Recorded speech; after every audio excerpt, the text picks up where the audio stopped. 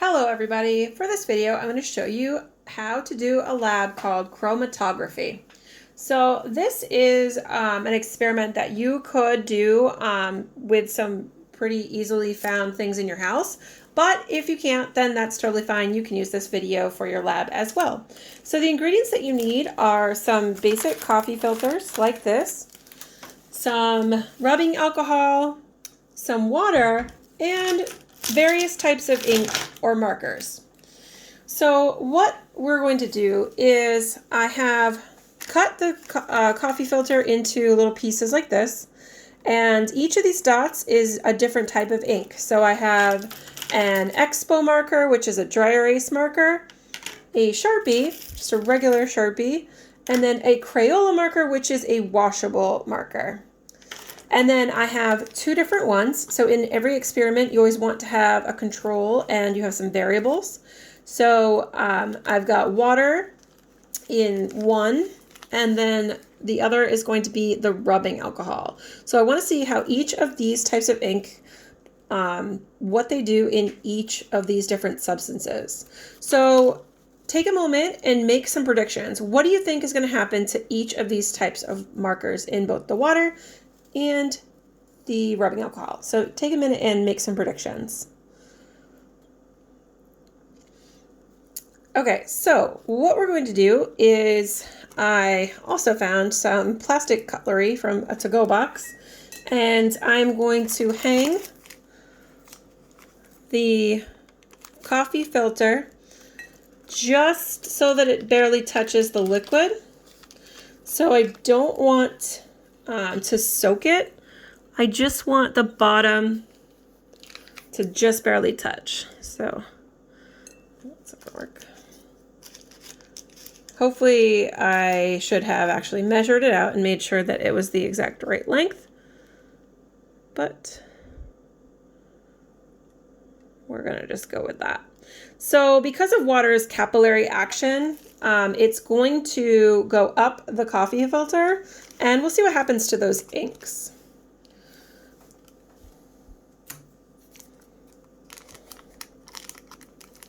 So you can see that there's already stuff happening in the water. And let's see what happens to that rubbing alcohol.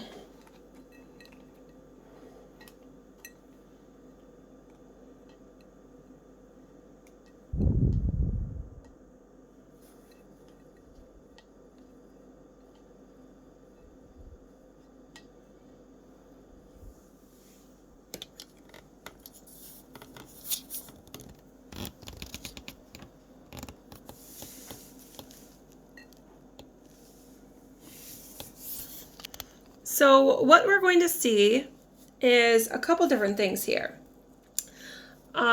You can tell that ink is made out of a mixture if you see multiple components in the ink. So if you can see different colors or different types of ink in the same ink, you can tell that the ink is actually a mixture and not just a compound.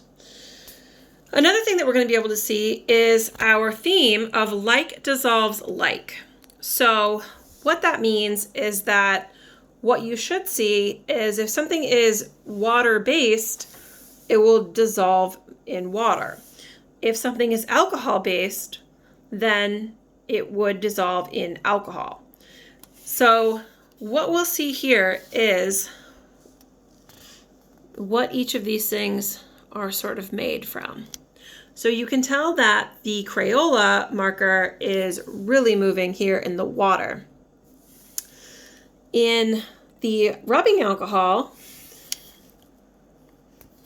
you can start to see some colors coming out of the Sharpie. The Expo looks like it's staying put, and the Crayola is kind of staying put in the alcohol. The Crayola, though, is going crazy in the water, and it doesn't look like the Sharpie or the Expo is doing much in the water.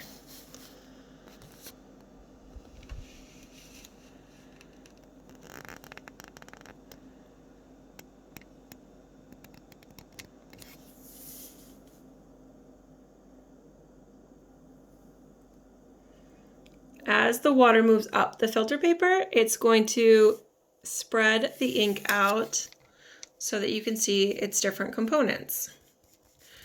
Another use for chromatography, along with our theme of crime scenes and investigating crime scenes and then crime scene cleanup, you can use chromatography to solve crimes that involve ink, maybe like forged checks. You can cross-reference the ink to see if they are made from the same things or if they came from the same pen.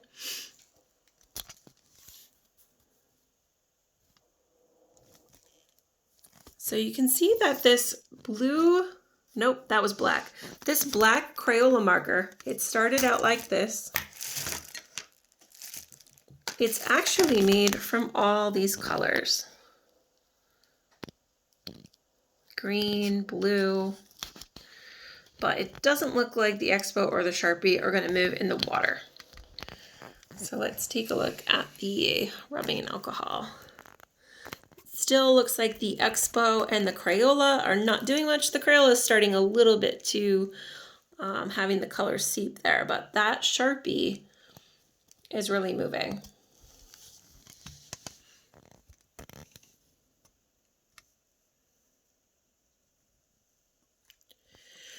I also have some other types of ink, and you can do this multiple times if you'd like.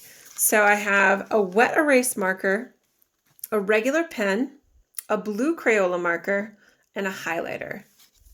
So I'm going to test each of those in the different types of ink and then show you the result afterwards.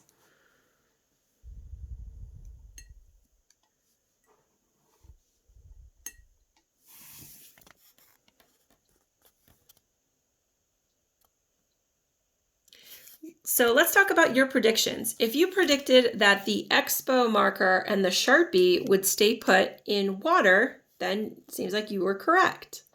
If you predicted that the Crayola marker would dissolve in the water, then you were also correct. If you knew that Sharpie can be taken off with rubbing alcohol, so if you ever have a surface that got covered in Sharpie marker by accident, it easily can come off with rubbing alcohol, and that is because Sharpies are alcohol-based ink.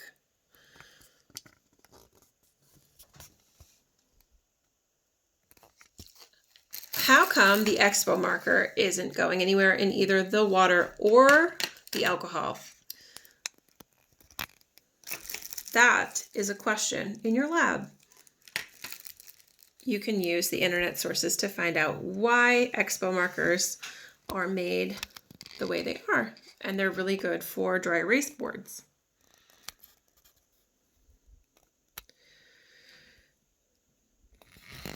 All right, here's one more look at these inks, and then we'll talk about the results of the other ones after. So if you want to do this experiment at home, it's pretty safe.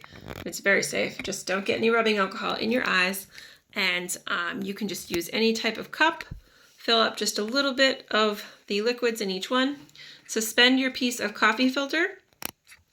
Label the dots on your coffee filter and suspend in the liquid. That's it for this video, everybody. Hope you enjoyed.